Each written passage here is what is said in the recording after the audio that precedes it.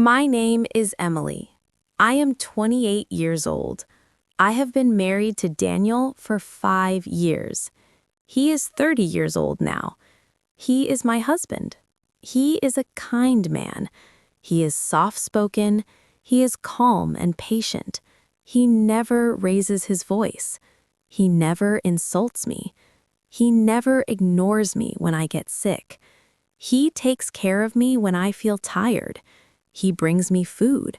He makes tea for me in the morning. He cooks dinner when I am late from work. He listens to me when I cry. He holds me when I feel weak. He tells me, "You are strong, Emily. I am proud of you." Daniel is a good man, but sometimes I forget that. I have a good job. I work in a corporate office. I earn $5,000 every month. I worked hard to reach this position. I studied at night. I took extra courses. I pushed myself. But Daniel still works as a delivery driver. He earns $2,200 a month. He works long hours.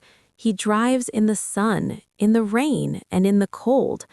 He comes home late and tired. He comes home with sore feet and dust on his shirt. He never complains.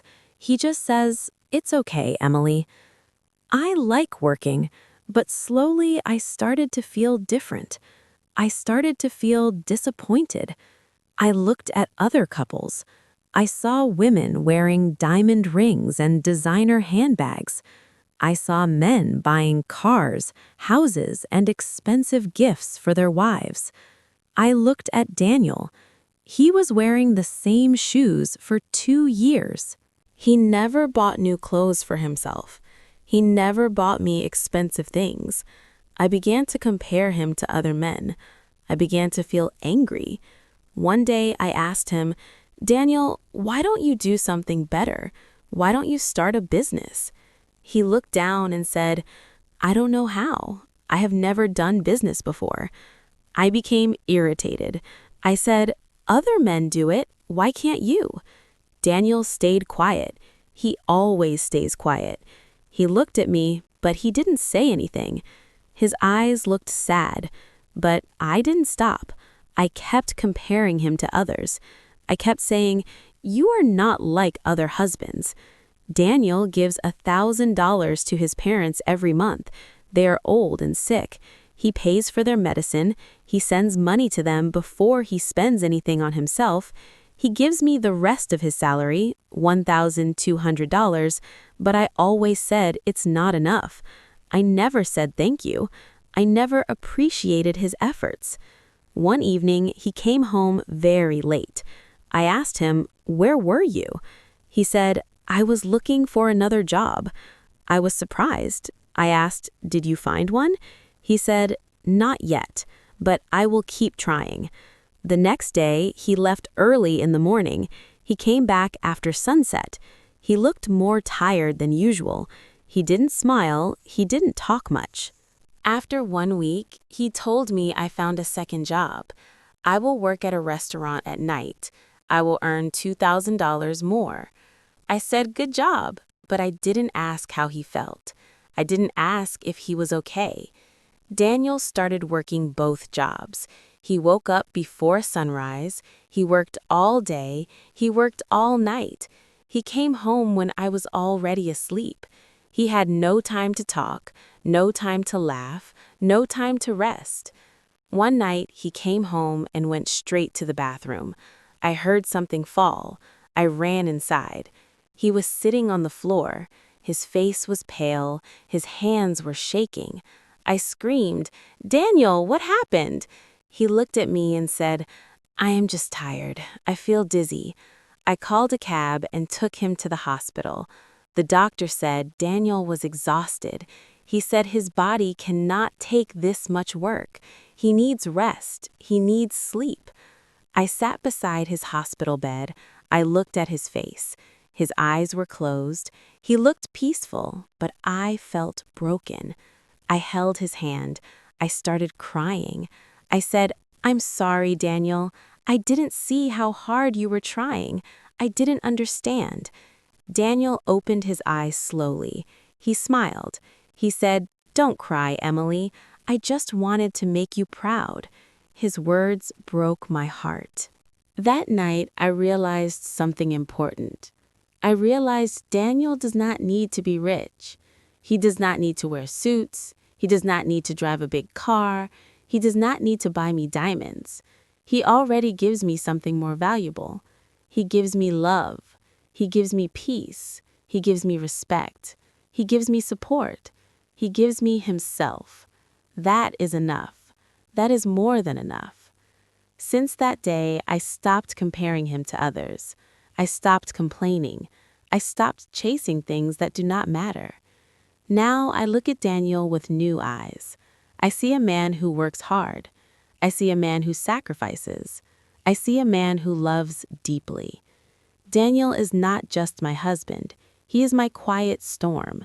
He is the calm that keeps me safe. Daniel stayed in the hospital for 3 days. The doctor said he would be fine, but only if he rested. No more double shifts. No more sleepless nights. I sat beside him every day. For the first time in years, I really looked at my husband, not as a provider, not as a salary, but as a human being. When he came home, I took a week off from work. I cooked for him. I made his tea. I reminded him to sleep. I reminded him to eat. One morning he said, "Emily, you don't have to do all this." I smiled and said, "You did it for me for 5 years. Now it's my turn." He laughed softly, that same quiet laugh I fell in love with. That night, we talked, really talked. Not about money, not about other people, not about comparisons. We talked about us. I told him how insecure I felt, how I was scared of being judged, how I let society decide my happiness. Daniel listened. He always listens. Then he said something I will never forget. He said, "Emily, I never wanted to compete with anyone. I just wanted to come home to you." Those words healed something inside me. Days passed. Daniel went back to one job only. Our income became less, but our home became lighter. We laughed again. We ate together again. We slept without exhaustion. One evening, I placed an envelope on the table. Inside was a savings plan. I said, "This is not my money or your money. This is our life." Daniel looked at me. His eyes were full. He said, "Thank you for seeing me." I held his hand and said, "I always did. I just forgot how to show it." Now when I see rich couples online, I don't feel jealous because I have something rare. A man who never left. A man who never shouted. A man who loved me quietly, deeply, endlessly.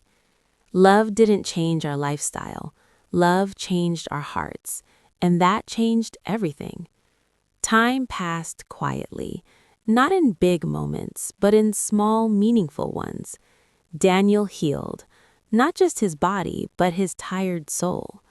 I changed too.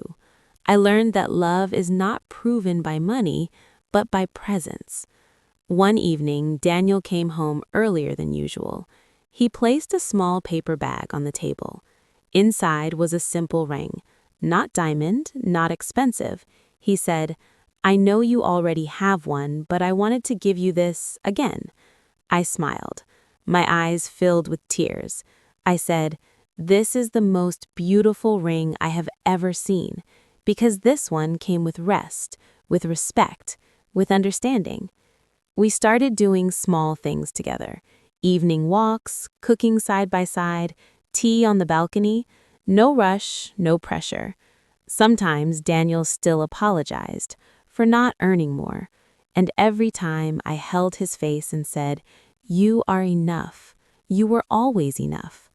One night, as we lay in bed, he whispered, "Emily, are you proud of me now?" I turned toward him and said, "I was proud of you even when you were tired, even when you were silent, even when you were breaking yourself for me." He closed his eyes, and for the first time in years, he slept peacefully. Love didn't give us a bigger house. It didn't give us luxury, but it gave us something far more important, a safe place in each other. Daniel is still my husband, but now he is also my home. And I finally understood this truth. A man who protects your peace is richer than a man who buys you the world. Sometimes true love doesn't change your life overnight. It changes you slowly and stays forever. If you felt this story in your heart, please like, share, and subscribe, because sometimes true love doesn't shout, it just stays and never lets go.